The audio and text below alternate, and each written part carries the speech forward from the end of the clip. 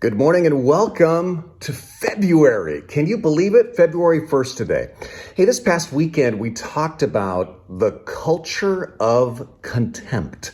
Many cultural observers are remarking that we seem to be living in an era of contempt for anyone who annoys us or disagrees with us. We no longer merely disagree with or argue with people who don't share our views on anything. We openly despise them. They are the enemy, the heretics, the barely civilized. They deserve to be driven away with pitchforks and torches. And if you don't believe we live in a culture like that, just look at the rail trail debate in the pages of the editorials in the Santa Cruz Sentinel. It's almost unbelievable. As John Gottman, quoted by Arthur C. Brooks, says, it's always us versus them. Each political party thinking they're better than the other. People from the coast thinking they're better than people inland. And it goes on and on. So what is the solution? Well, Jesus addresses contempt actually in so many of his teachings because it was a terrible problem in his own culture. He is saying resist the contempt culture when he says love your enemies, do good to those who hate you, bless those who curse you, pray for those who mistreat you.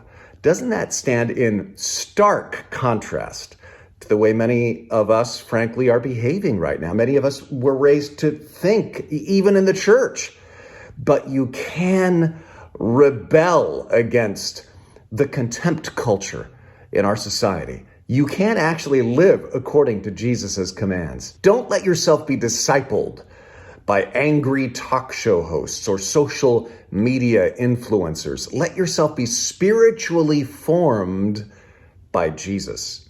Here's what rebellion against the contempt culture looks like. First, tuning out the agents of contempt on a daily basis. Like when you read a news story, watch a news story, read a social media feed, ask yourself, what emotions is this trying to evoke from me?